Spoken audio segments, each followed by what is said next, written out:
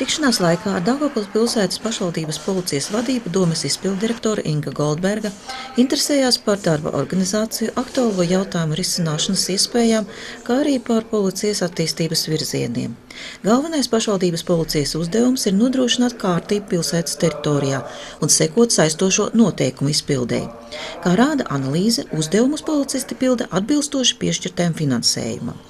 Piemēram, Jūrmalas pašvaldības policija uz vienu iedzīvotāju gadā tērē 28 eiro, Liepājas 15, Jelgavas pat 42 eiro. Daugavpilī šis cipars ir krietni zemāks, tikai 10,61 eiro. Salīdzinot tās funkcijas, ko viņi veic un kvalitāte, kādā viņi strādā ar finansējumu, ko pašvaldība piešķir, tas viennozīmīgi arī liecina par ļoti labu darbu, jo salīdzinot to, cik pašvaldības policija vienā vai otrā pašvaldībā izmaksā, tad Daugavpils pilsētas pašvaldība ir 6. vietā no lielajām pilsētām tajā līmenī, ko pašvaldība no budžeta tērē savas pašvaldību policijas uzturēšanai uz vienu iedzīvotāju. Inga Goldberga atzīmē vēl vienu faktu. Stiprināt pašvaldības policiju ieinteresēt arī valsts policija. Abām struktūrām ir cieša sadarbība. Pašvaldība iestājas par to, lai pastiprinātu kārtības kontroli savā teritorijā. Atzīmēsim, ka Daugavpilī pašvaldības policija tika izveidota tikai 1994. gadā. Citās pilsētās tas notika agrāk. Tādējādi citu lielāko Latvijas pilsētu pašvaldības policijas ir nedaudz priekšā mums gan savā attīstībā, gan finansējuma ziņā, gan kadru jautājumā.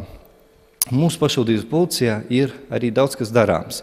Mums ir nepieciešams izveidot papildus patruļas pilsētā, jo tas ir ļoti nepieciešami, jo video novērošanas sistēma tagad attīstās, informācijas apjoms palielinās un ir nepieciešams operatīvi un ātri rēģēt uz dažāda veida notikumiem pilsētā. Tāpēc arī nepieciešamas papildu patruļas pilsētā. Daugavpils domes izpilddirektora uzskata, ka video novērošanas sistēmas attīstība ir perspektīvas darbības virziens.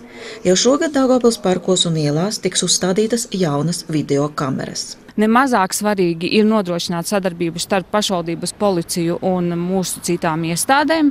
Tieši tādēļ, ka pašvaldības policija varbūt redz no otras puses, jau no gala rezultātā, kā darbojas.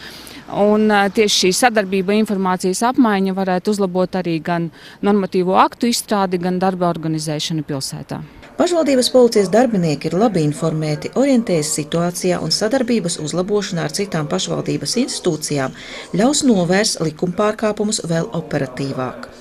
Goldbergas kundze pozitīvi vērtē arī to, ka pašvaldības policijas vadībai ir ļoti konkrēti attīstības plāni. Tas īpaši svarīgi tieši tagad, kad var kārtīgi apdomāt un sastādīt jau nākamā gada budžetu.